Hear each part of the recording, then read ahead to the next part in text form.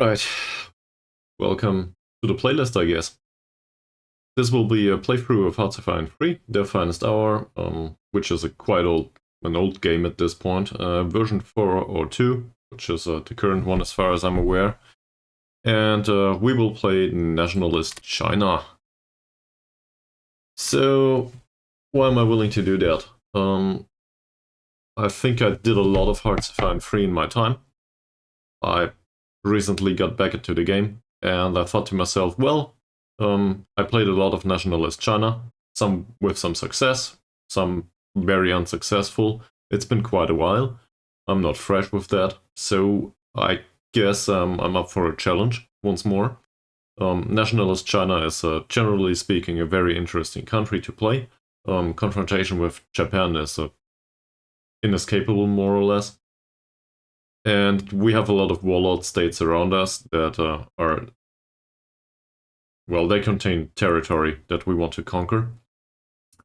So that's also a part of the goal setting for the entire save. In this episode, though, we will start out and set the backbone of the country's production to conquer the surrounding states.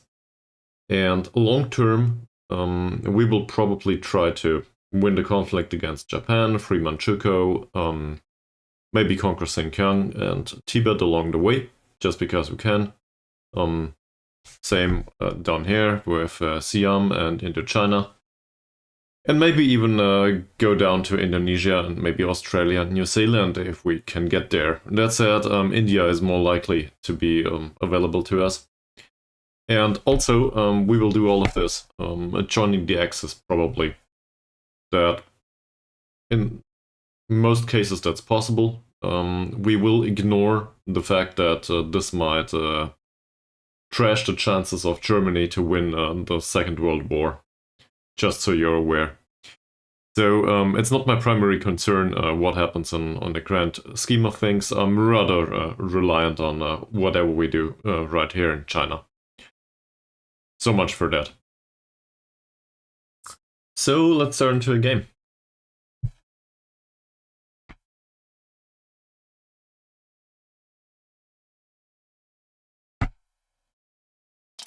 In terms of the army, if we look at this, most of these troops, well, in fact, all of them, all of these troops are standing army. Standing army means we will have problems with consumer goods as long as we are in peace. And we will spend 1.5 years in peace, so I'd rather not pay that. Now, we could use these, but the alternative is to just get rid of the entire army immediately and get rid of everything that we do not want to pay for. Which should be fine by now. Alright, then we replace the general here because, well, as much as I like Chiang Kai-shek, he's not suited for the largest HQ. We also have some ships. There's a choice to be made here. If we just merge these two. So we can use the transport, that's for sure. So let's keep that. We can also put somebody in control of that transport fleet that fits the transport fleet. The blockade runner seems just fine. He's more likely to disengage, so that's good. The rest of the fleet, though, this is more or less utter rubbish, with the exception of Ninghai, which is a bit acceptable. The rest of the fleet is basically bullshit. We could keep those and pay for them, but it will take us forever to get decent ships anyway.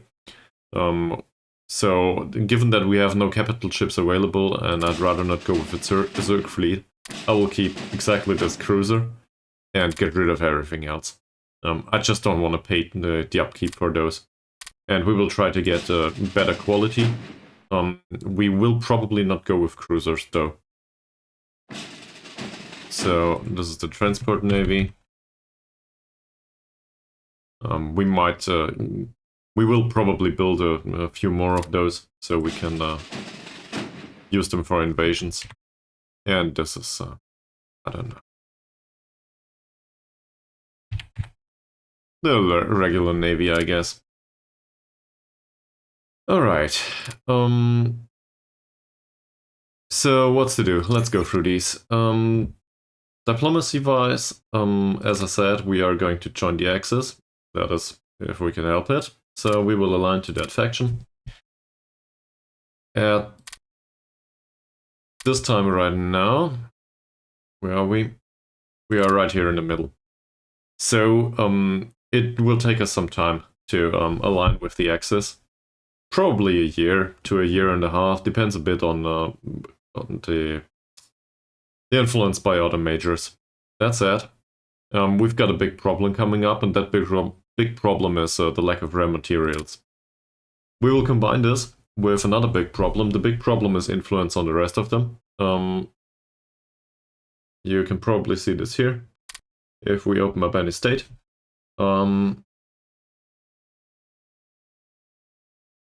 the ideological similarity is something that influences the drift, same as proximity to faction members, and how closely aligned they already are. But there's also diplomatic influence, I think, somewhere. So we cannot have a diplomatic influence on the United Kingdom, but they sell rares. We need rare materials, so we will buy rare materials from them. I will not buy from the Soviet Union because we need to use a transport for that. I'd rather avoid that. And we will also focus on countries that we do want good relations with. Good relations are somewhat protective of declarations of war. Yeah, no, we can't. But there are countries that definitely need some energy, and we will use those to gather some money. But for now, let's just buy some rares, preferably of our neighbors. That will not happen.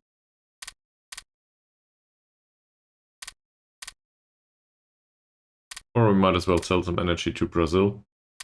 Brazil is usually buying a lot of energy. So why am I doing these in small steps? Well, each of these trade routes gives 15 points of diplomatic relations. So that improves diplomatic relations overall. Given that these are very important for us, because we do not want war declarations all over the place, but we will need to declare war on a few of our neighbors. We'd rather have a good standing with most of them. We will prepare for war to reduce neutrality. And now we need somebody to push us over the edge. The edge is not very high in our case though. The edge is, I think, 5 points high.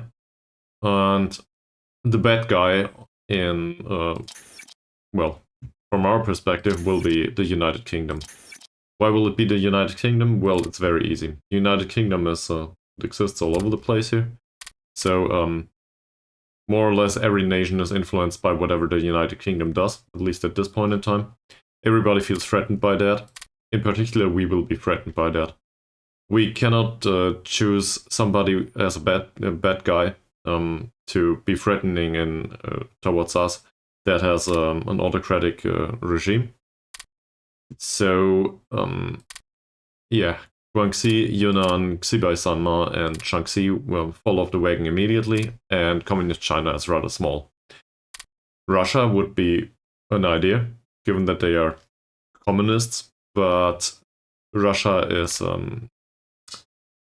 it's not that far away. That would be fine, but it's hard to increase threat in Russia.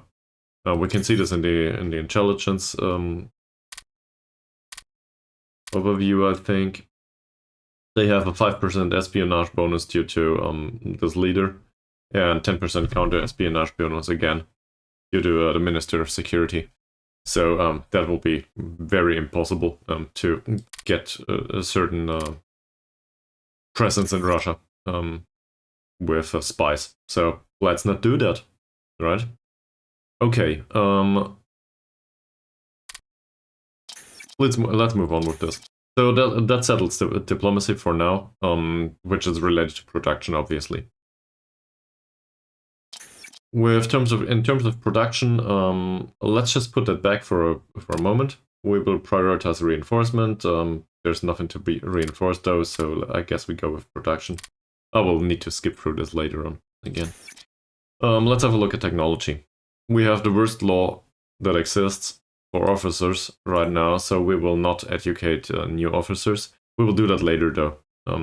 Chances are we will build a new army and officer ratio will go down to 40% or something prior to building that back up. Diplomacy though is somewhat important to us, especially at the start. We will reduce this later on. Espionage, I will keep a lot of leadership in espionage right now. A lot is approximately 5 points. To me, this is just needed to fill our major targets, as well as the United Kingdom and maybe 1 or 2 countries where we will try to steal technologies. And we will probably keep this at a moderate to high level, so 2 to 3 points for most of the times, because I want to have a presence with respect to intelligence all over the place. So there's that. Alright, technologies. What's really needed? So first and foremost, without any regard of what we want to conquer or what we do not want to conquer or what we do not have a standing army anymore. That's fine. These two should probably be changed. This is a bomber, so this is a medium bomber, so I guess we use the tank buster. And this guy, he can remain in there, that's fine. Fleets, I think we got that. Okay. So, technology. If we look at the map, we will need garrisons. There's just no way around it. We have so many ports. And every one of these, each and every one of these provinces needs to be defended. Given that I do not want to use infantry there, or militia, we will probably use garrisons there. So the first thing that comes to mind immediately is we need a template for garrisons. We need them as reserves, and we need that template a lot. Specific number is not that important, but we are quite sure that we will need at least 10 of those. Probably more though, because Guangxi might, collapse. And we will need to defend this too. We could use the odd garrison here and there too. So I guess it doesn't make much sense to limit ourselves with respect to the amount of garrisons we want to produce. This will be an everlasting chain, more or less. I will not overproduce right now, but we can definitely use 20 or 30 garrisons. Stuff like this. So serial production increases practicals, which in turn are applied to the next iteration of that serial production. Parallel, gives us the result faster. If we had an unlimited amount of time, we would produce 30 in series. We will not do that right now.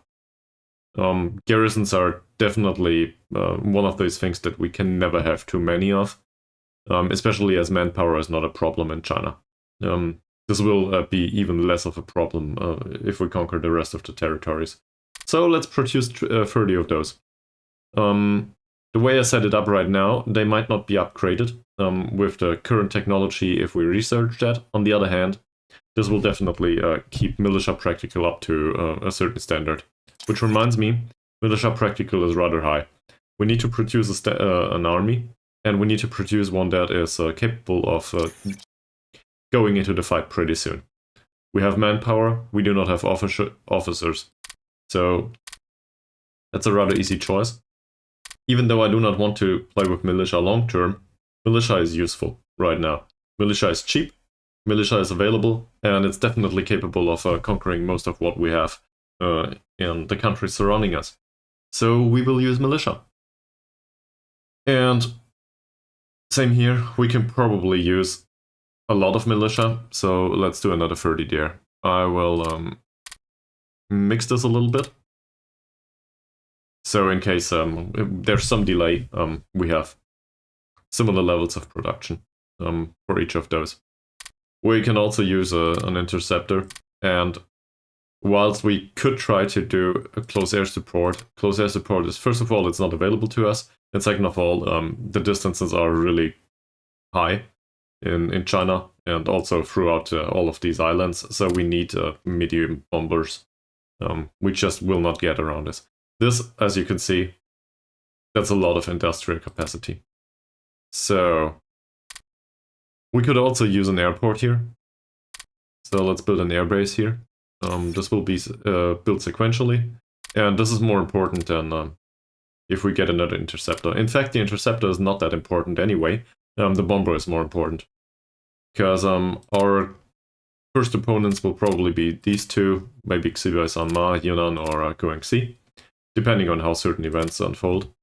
So we will probably need the bomber more than the interceptor. The bomber is more demanding to build though.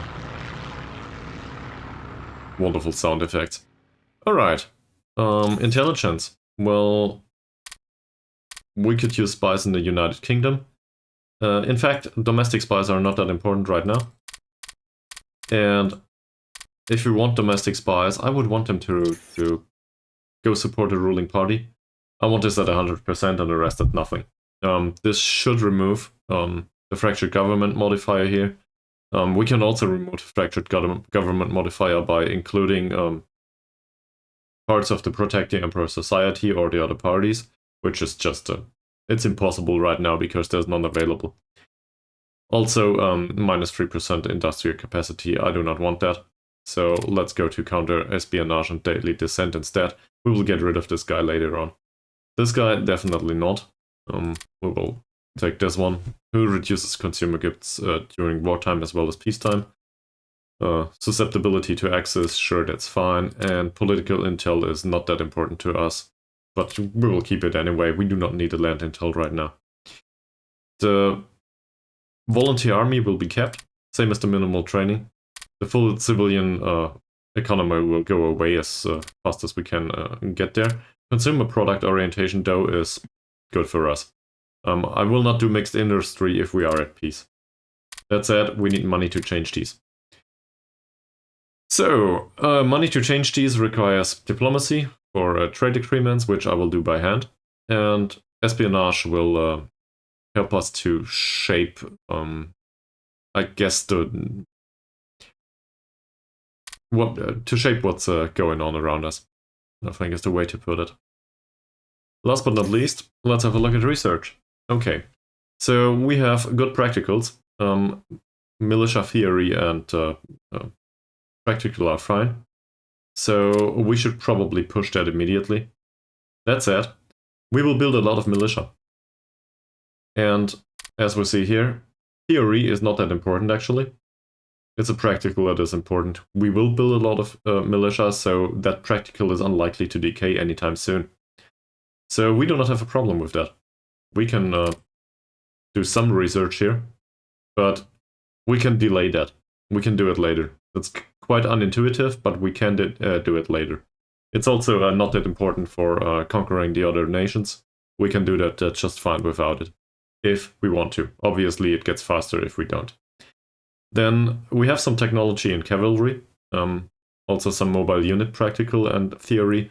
I'm not very fond of this, but it might work. There's also the option to go towards motorized infantry at some point.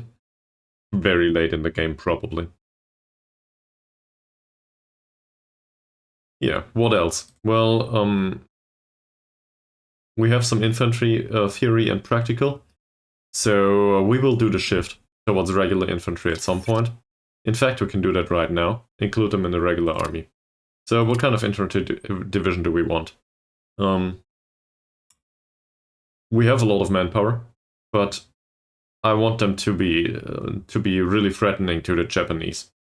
So I realized that anti-aircraft is not a very popular division, or brigade, but being included in a division helps it to be a bit hardened against fighters, and If you use this in one position and expect any aircraft to suffer from that, that will not work, given that the target choice is really important. If they are all over the place, though, chances are enemy aircraft will be targeted by anti-aircraft at some point. Also, anti-aircraft units are, I think that's direct fire. They count as direct fire, and an artillery counts as, well, artillery. So this gives a combined arms bonus of 10%, which we could use. That's fine. How many of those do we want? Well, let's not overproduce. This is very long. Say we produce 15 of those. That will probably be resolved until we expect to be in a real war. So we can do this 3 times. No, it's five times in series actually, and 3 parallel. Let's do it the other way around, will we? Something like this. 13 months. That's close to being a bit short, right? But we can do it like this, no problem. So now we will get 15 units like this. Did I save this template? I didn't. We have a lot of mountains around China. There's just no way through this. So we might as well build mountaineers. Given that 5 times in a row is a bit long, we will probably need to do it another way though. I don't want to do 5 parallel to fill a core. So I guess that's okay. And a single one on its own. Did I save this template? Of course I didn't. Okay. Last but not least, I realized that mobile units are not very important, but they have a role to play. And what we can do is we can, for example, do something like this as a template. Armored units are unlikely to exist in our case, so some sort of support unit is fine. If we ever build light tanks, we can upgrade cavalry to motorized infantry at some point, or keep them that way and include a light tank here to give them a little less softness. It's unlikely that this will happen though. Maybe once we conquer India. That said, I do not know if this is needed. What is kind of useful though is the pace that they have, and we can use them as counter-attacking units in case we get invaded. I do not know if this is necessary, hopefully it will not be, but I'd rather have it available to us. So we will do 5 of those. They do not need to be ready for us to conquer other nations. I just want them available to us.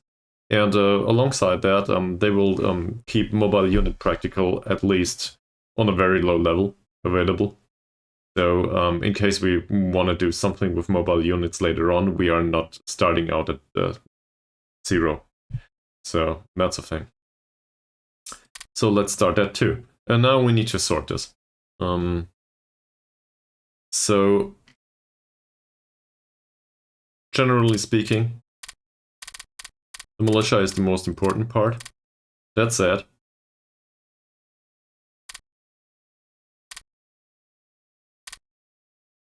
I think we want each and every one of these practicals, so we should keep them somehow a bit mixed to make sure one of the production lines is running at every time.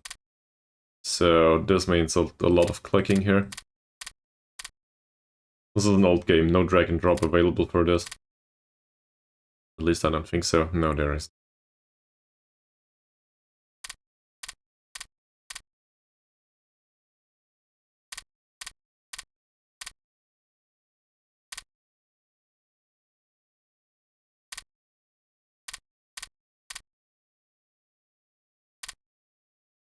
Alright, I do not necessarily like this, but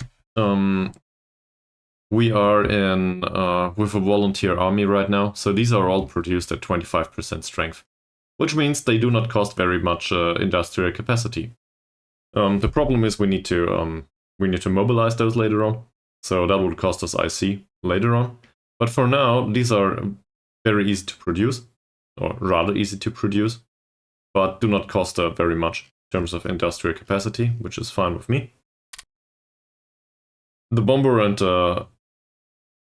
the fighter, they are always produced at maximum industrial capacity available, and well, they cost the same every single time. Same with the fleet actually, and the airbase. So this is why they are down here. I want this to be produced prior to starting into any war. So now we can prioritize production, for a while at least. Let's have a look at technology. I don't want to skip over that. Land combat experience will be available later on. It's not our primary concern. That said, there's one technology that needs to be researched every single time, and that's education. Education gives leadership. Leadership is really important. The sooner we have it, the better. Contrary to some sort of mathematical optimization, I do not research leadership more than is available or that is reasonable due to the time frame, even though it's mathematically possible. But the intervals get longer and longer, so I'd rather not do that. There's a lot of gap. If you wait for 3 years for education to be viable, it doesn't matter much if it's mathematically speaking, if it's viable or not. I'd rather do something else with that leadership. I don't know, efficiency or something. Of anything, really. Because if you get additional practicals, they might translate in better research times for other stuff. That's more important in that case. Alright, what else do we need? Radios would be fine. Problem is, radios are really hard to achieve for us. We need to do electronic and mechanical engineering immediately from the get-go, and we are really bad at this. Like, mechanical engineering is 2.5, electronic engineering is unavailable, so this is a really bad tech for us. We also need, for various degrees of need, we need resources. So this stuff, we have no idea about chemical engineering. So that's really hard to get to. These technologies, all of those will probably be easier to research once production went through. So we have some sort of production cycle now, and hopefully later on we will have an easier time to get better technologies for infantry, militia, as well as cavalry. As you can see, this takes quite a while, with the exception of the militia stuff, but still, the militia stuff is not that important right now. We can also use anti-aircraft guns at some point. They will take 200 days right now. The problem is, if we do not research those, we will not have that much artillery practical. So I'd rather have that available sooner to increase practicals, actually. Also to defend the industrial base, obviously. So do we want to research that right now? I guess it would be fine. We will have a look. If this decays, we will need to research it anyway. Is there anything else in here? Industrial production and efficiency are really important. Construction engineering could be useful. Agriculture is, whilst not being useful by itself, obviously we can use the manpower, but we really don't need it. It gives us cheap access to points in mechanical engineering, so that's really easy to achieve. Same with supply production. Supply efficiency is really important. So, and we will do the small arms anyway, at least for militia. We might as well do it for infantry if we want to do that. That's the most important of them all. 138 days. Will there be any infantry ready prior to that? That's at the 12th of May, so no, probably not.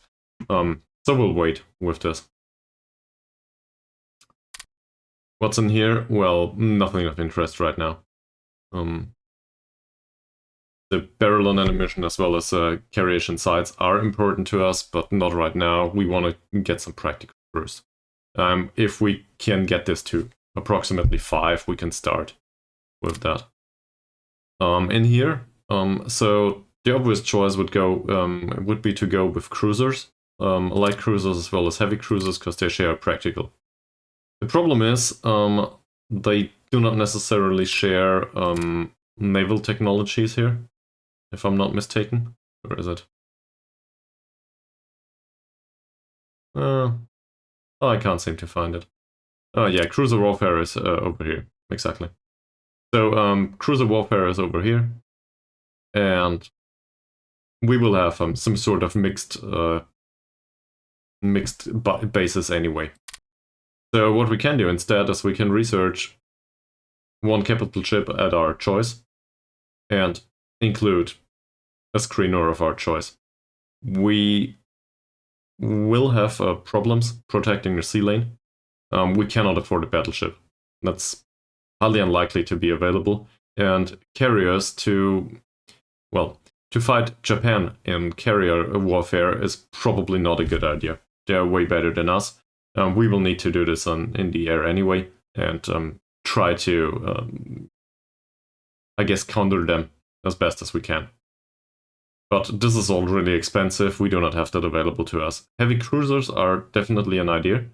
So if we go with heavy cruisers, though, I feel like we have a problem sinking convoys and stuff. Heavy cruisers are useful, but personally, I'm a proponent of battle cruisers. The problem with those is they are already really heavy and really hard to construct. So we will need to finish that ASAP if we ever want to get any of those in production. And given that we waste a lot of industrial capacity on battle cruisers, we might go with smaller screeners, which fit the battle cruisers anyway, but just the destroyer. Do we want to research any of those? No, definitely not. We will try to license this from other countries. At the start, we will not get them from Germany, but later on we can have German destroyers, and might even research our own technology at this point, because we will build a lot of them. For now, we won't. That said, destroyer practical would be a good idea to have. So, 6 research points. We have 7.92 points of leadership for research right now. Seen from another perspective, all of this will develop once we get into war. It's not that important right now. We could, in theory, do something like People's Army or something like this. Not the worst of it, but we will probably get it in half the time if we have some practical prior to that. So let's say we have 10 points of land combat experience. This will vastly reduce the amount of time needed for any of those, actually. We just need land combat experience, and then we can go all over the place here. It doesn't matter much. So land combat experience means we need to go into a fight. Cool. We can live with that. These two, same. As long as we do not produce aircraft, there's no use in producing that technology. We had industry. We need all of these. The problem is, or not all of these, but most of them. In particular, we need rare material refining technique and cold processing technologies.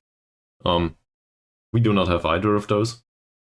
And rare materials are rare in China, and energy production is the only thing that we have in access, so we need to sell this if we do not want to sell supplies. And selling supplies goes at the detriment of industrial capacity, so I do not like that. At some point, this will sort itself out, but it will be a long while until this sorts itself out. That said, if we can get 1 or 2 of those, we might as well get all of them. Because if we get all of them, we will be rich, resource-wise. And so we might as well get those, if we can get them. A single technology takes forever here. That's more or less 3/4 of a year. We have 1 point in chemical engineering, so we need to push that. With theory.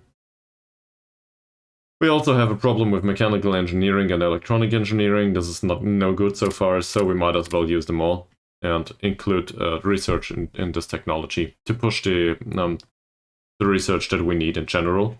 Also, keep in mind this is not only for 1 point of theoretical knowledge here that will decay, it also slows decay throughout the entire game.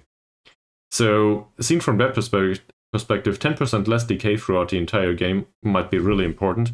Maybe we even go to 20 or more. It depends on the amount of leadership that we have available and spare. We will need to do naval engineering research, so 10% less decay is a good thing. We do not use submarines. We will use planes. We don't have a choice. Jet engines, nah. Disregard that. That's too much of an effort, so we do not need a theory either. All of this stuff, well, we might not use automotives. But the rest we might use. There's some question marks with mobile warfare. And rocket science as well as nuclear physics are not that important right now. This stuff is important, but we do not have the land combat experience available right now, so disregard that. In other words, secret weapons, not interested right now. Industry, everything's needed. We also need construction practical, but we built an airbase right now, so at least that gives us minuscule amounts of experience. In terms of doctrines, we will not do much other prior to having experience. We have the gracious situation that we will get experience at some point. We wait for aircraft to be built here. Naval engineering, we do not stand a chance. We need to get a battle cruiser technology, so we need to do this. And in other areas, we will have all of this, more or less, with the exception of automotive. Is this possible? It's ambitious, so I might be overdoing it a little bit here. Alright. So much for this episode. Up until now. I think I set up intelligence. So maybe we will go through a month. As you can see, this took me for like half an hour. So I guess the suggestion is whatever country you start with, take your time, do it slow, methodically, step by step, and see what's going on later on. That said, we will go through January at least. No, will we? So let's have a look what's happening. There's a free trade, 4 trade agreements. We saw that coming, that's for sure. We also have a problem with a law that can be enacted pretty soon, because the volunteer army will go away. There's a trade offer by Sabai Sanma. Yeah, we will use this. We will give them energy and as a trade for money. We can use money, so that's fine. And in intelligence, United Kingdom immediately gets a spy. We need counter-espionage there. Alright, that was the wrong button. All of this, this theoretical research is totally fine. I don't want to overdo it right now though, with the theory. We need 41, I think, 41 money to change this. If neutrality drops. Here we go. So neutrality drops by a fraction of a point, and we can go to basic mobilization immediately, which would help us to produce more military, but we cannot do that right now. That said, diplomacy looks like we can buy additional rares. Probably from the Netherlands, why not?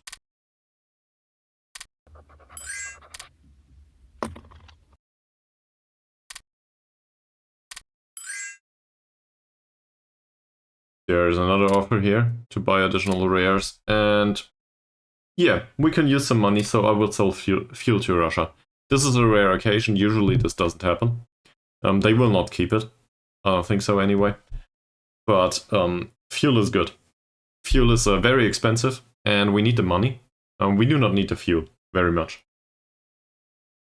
So I don't care about that right now. Turkey wants to buy some of our metal. We will probably decline that. We need our metal ourselves. And now we're at 50. So we will get this to basic mobilization. And all of a sudden production should be available here. Let's prioritize reinforcement. We do not have any standing army anyway, with the exception of that one headquarter. That's down here. Each of these fleets will be attached to the headquarter, which reduces supply, so this is fine. Sitting at 45. Industrial capacity.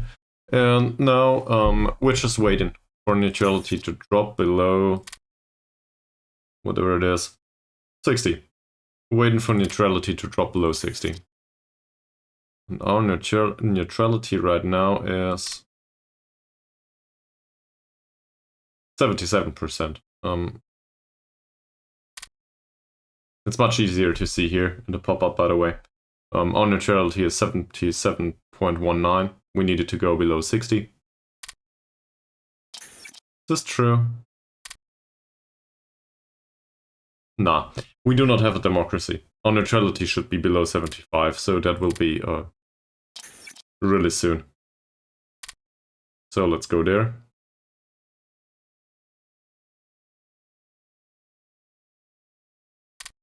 And now we can change the political system again and push the full mobilization. We will continue doing this. See, Russia canceled the trade, but they helped us a lot.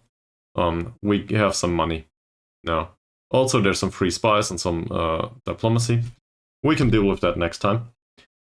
For now, that's the basic setup that I was willing to do, and I will save the game and continue later on.